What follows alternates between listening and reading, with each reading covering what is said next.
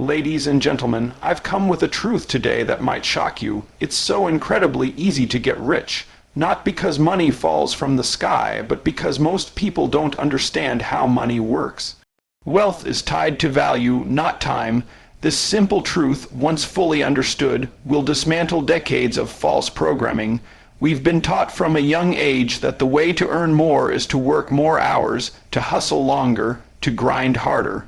But that thinking belongs to a system designed to keep you stuck. The truth is, time is limited.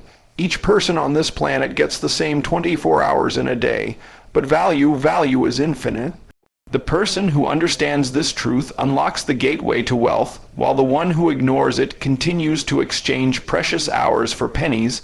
Imagine this: one person spends an entire day digging a hole and earns $100. Another person spends 10 minutes sharing an insight that helps a business save $10,000 and earns $1,000 for that idea.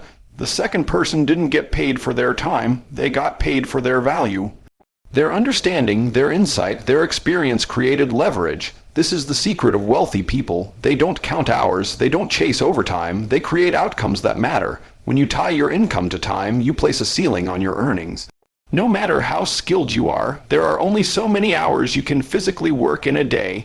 But when you tie your income to value, you remove the limits. You can write a book once and sell it 1,000,000 times. You can build a course once and help thousands.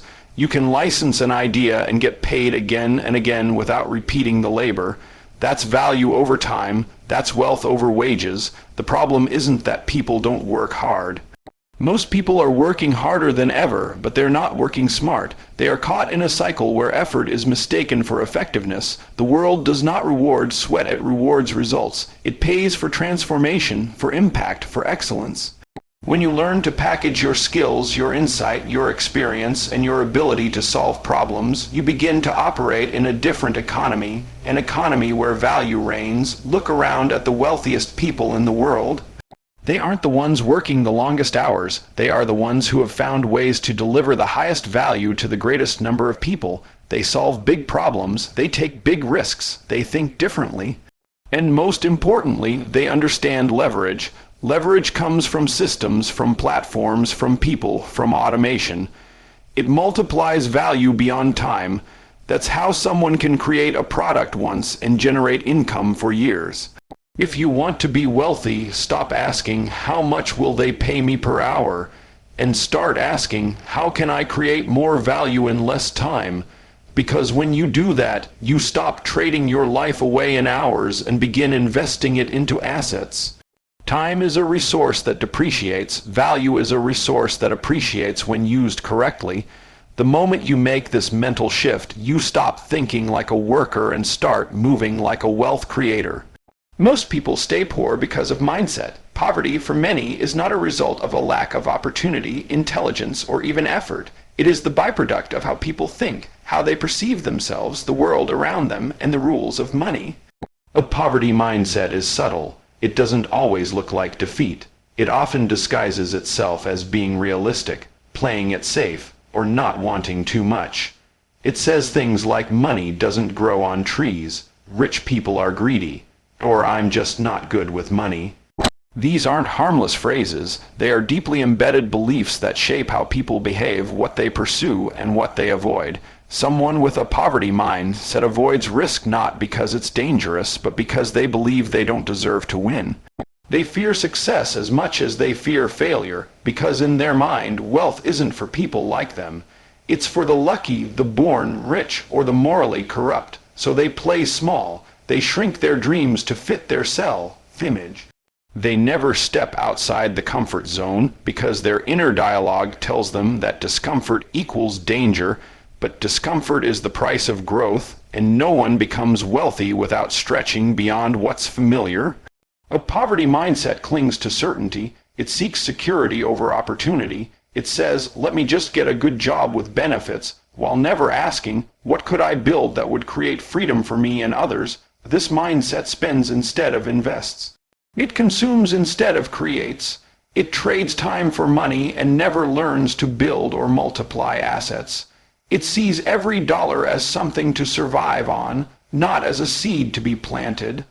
Most people don't even realize they've been trained to think this way. From early on, society teaches conformity, not creativity, obedience, not ownership. School trains you to follow instructions, not to generate income. The system rewards memorization, not innovation. So people graduate knowing how to take tests but not how to create value in the marketplace, and because they were never taught how to think about money, they develop beliefs that keep them broke even when they earn more. You can give someone with a poverty mindset $1 million, and within a year they'll find a way to lose it. Because money doesn't change mindset, it reveals it. Without transformation on the inside, nothing changes on the outside for long. That's why the real work of becoming wealthy starts in your mind. It's about breaking old beliefs, rewriting your internal script, and reconditioning yourself to expect, pursue, and receive abundance. When people begin to change how they think, when they start believing that wealth is possible, that their gifts have value, and that the world rewards boldness, their actions follow. They invest differently. They speak differently, they walk differently, and over time those new actions create new results. But until the mindset changes, the cycle repeats. The root is always the mind. Poverty is not just an economic condition, it's a belief system. And it's one that must be broken before any lasting wealth can be built. Money is a tool, not a goal. This is one of the most powerful truths you can internalize if you want to live a life of abundance, freedom, and purpose. Too many people chase money as if it's the final destination. They make it the center of every decision, every dream, every action. But money by itself has no meaning. It is paper, numbers on a screen, metal in your hand. It has no power until it is used. Like a hammer in the hands of a skilled builder, money is simply a means to an end. It's what you build with it that truly matters. When money becomes the goal, it blinds people. It makes them selfish, short-sighted, and often miserable.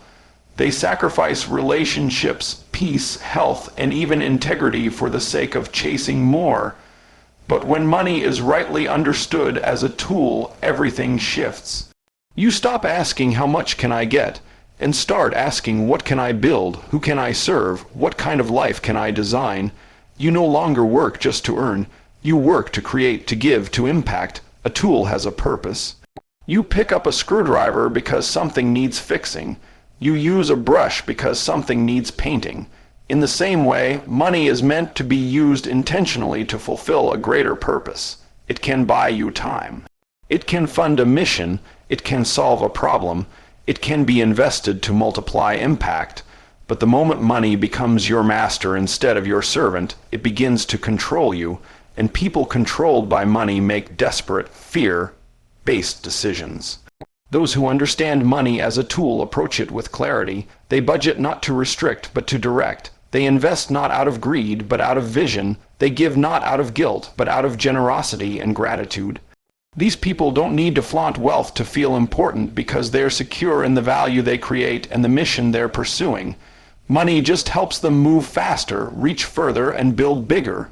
This mindset also frees people from shame. Too many carry guilt around money, either for wanting it or for not having it. But when you realize it's just a tool, it takes the emotion out of it. It's not evil. It's not holy, it's neutral. It becomes powerful only in the hands of someone who knows what to do with it.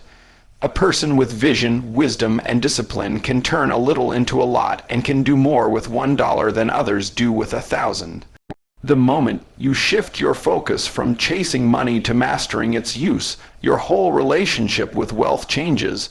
You stop hustling endlessly, hoping money will give you happiness. Instead, you start building systems, creating value, and aligning your resources with your purpose.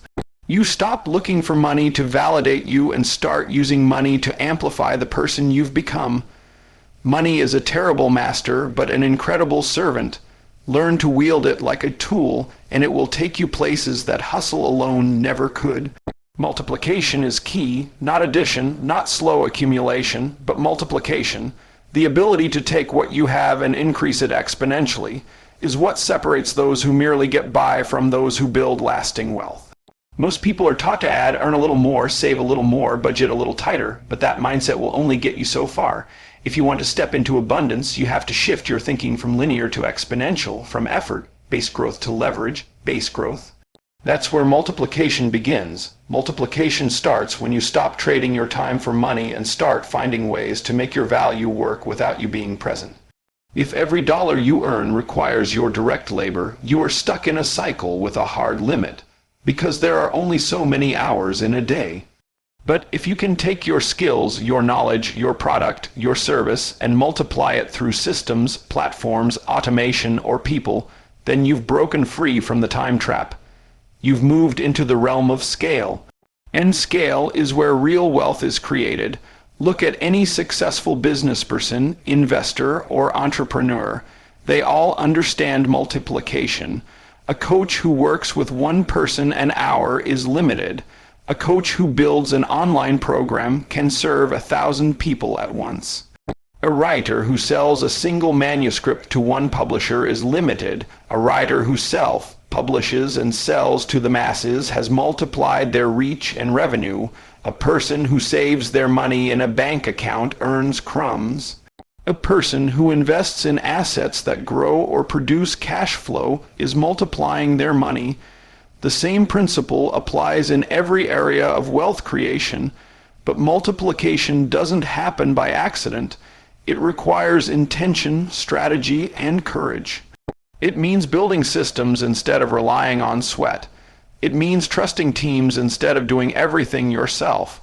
It means letting go of the illusion of control so that you can create something bigger than you. Many people stay small because they fear what it means to scale. They fear complexity, responsibility, and potential failure. But in trying to keep things manageable, they also keep their income, their impact, and their freedom limited. Multiplication also applies to mindset. If you multiply fear, excuses, and hesitation, you get stagnation. But if you multiply belief, knowledge, and action, you get transformation. The thoughts you entertain and the habits you practice will eventually multiply into your outcomes. You don't rise to the level of your goals. You multiply the level of your systems. The seeds you plant in discipline today will multiply into harvests of freedom tomorrow. The beauty of multiplication is that it doesn't require more effort. It requires smarter effort. One idea, one system, one product, or one relationship can become the catalyst that multiplies everything. You don't need 100 strategies. You need one powerful strategy that scales. You don't need 10 incomes that pay you once. You need one income stream that pays you over and over. Multiplication isn't just a tactic, it's a law of wealth, and when you honor that law, your results grow not by inches, but by multiples. Faith and identity matter. More than strategy, more than skill, more than luck or connections, what you believe about yourself and what you believe is possible sets the ceiling for your life. Faith is not just religious, it's foundational. It is the substance of things hoped for and the evidence of things not seen. Faith is the inner conviction that something greater is possible, even when your circumstances say otherwise. Without faith, people play it safe. They shrink to fit the expectations of others. They stop dreaming because they can't see beyond their current reality. But with faith, a person can see opportunity where others see limits. They take action with courage, not because it's easy, but because they believe the outcome is worth the risk. Identity is equally powerful. It's not just who you think you are, it's who you believe you are allowed to become. Most people live beneath their potential not because they lack capability, but because they don't see themselves as capable. They've adopted a false identity shaped by their past, their failures, their upbringing, or other people's opinions. They say things like, "I'm not good with money," "I could never run a business," or "people like me don't become successful." These aren't facts, they're mental scripts. And until those scripts are rewritten, nothing changes permanently on the outside. Faith fuels identity, and identity shapes behavior. If you believe you were created for more, you will pursue more. If you believe you are valuable, you will act in ways that reflect that value. You won't settle for scraps when you know you're worthy of the feast. This is why many people self-sabotage. They don't believe they deserve the success they're chasing. Even if they achieve it temporarily, they unconsciously destroy it because it doesn't match the internal image they carry. When someone strengthens their faith and aligns it with a new identity, transformation becomes inevitable. They no longer wait for permission to live boldly. They step out and claim what's already available to them. They start to attract different opportunities, make different decisions, and speak with greater confidence. They stop tolerating environments and relationships that contradict their calling. Faith gives them vision, identity gives them alignment, and together they create the momentum needed to break out of average. You cannot outperform your self-image for long. The world will always reflect what you believe about yourself. If you see yourself as small, struggling, and stuck, you'll keep finding evidence to confirm it. But if you see yourself as chosen, capable, and destined for more, you'll begin to rise to that standard. And the moment your faith connects with a true understanding of your identity, you stop being a victim of life and start being a creator of it. This is why inner work matters. It's not just about confidence, it's about congruence. You will always behave in a way that matches who you believe you are. So if you want to change your external world, start by deepening your faith and upgrading your identity. Everything else will follow. Getting rich is simple because most won't do it. The path is not hidden, the principles are not secret, and the opportunities are not locked away. The truth is, wealth has always followed those who understand a few core ideas and apply them with relentless consistency.